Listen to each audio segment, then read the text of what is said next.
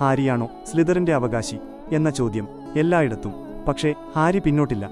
അവൻ റോണും ഹെർമയോണിയും ചേർന്ന് അന്വേഷണം തുടരുന്നു. അന്വേഷണത്തിനിടെ ടോം റിഡിൽ എന്ന ബാലന്റെ പഴയ ഡയറി ഹാരിക്ക് കിട്ടുന്നു. അതിലൂടെ ഹോഗ്വാർട്സിന്റെ 50 വർഷം പഴയ രഹസ്യങ്ങൾ പുറത്തുവരുന്നു. അവസാനം ജിന്നി വീസ്ലി അപ്രത്യക്ഷമാകുന്നു.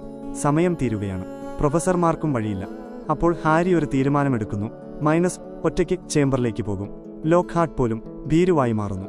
ഹാരിയും റോണും ചേംബർ തുറക്കുന്നു. അകത്ത് ടോം റിഡിൽ പ്രത്യക്ഷപ്പെടുന്നു. സത്യം പുറത്തുവരുന്നു.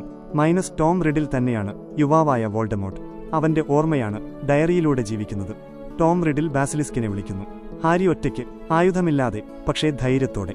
അപ്പോൾ ഫോക്സ് എന്ന ഫീനിക്സ് എത്തുന്നു ഹാരിയെ സഹായിക്കാൻ. ഫോക്സ് ബാസിലിസ്കിന്റെ കണ്ണുകൾ തകർക്കുന്നു. പിന്നെ ഗോഡ്രിക് ഗ്രിഫിൻഡോറിന്റെ വാൾ ഹാരിയുടെ കയ്യിലെത്തുന്നു. അവസാന ശക്തി കൂട്ടിച്ചേർത്ത് ഹാരി ബാസിലിസ്കിനെ വധിക്കുന്നു. ഡയറി നശിപ്പിച്ച് ടോം റിഡിലിന്റെ ആത്മാവിനെ അവസാനിപ്പിക്കുന്നു. ജിന്നി രക്ഷപ്പെടുന്നു. കല്ലായവർ എല്ലാം സാധാരണ നിലയിലേക്ക് മടങ്ങുന്നു. ഹോഗ്വാർട്സ് വീണ്ടും സുരക്ഷിതമാകുന്നു. അവസാനം ഹാരി ഡോബിയെ ബുദ്ധിയോടെ മോചിപ്പിക്കുന്നു. ഡോബി സ്വതന്ത്രനാകുന്നു.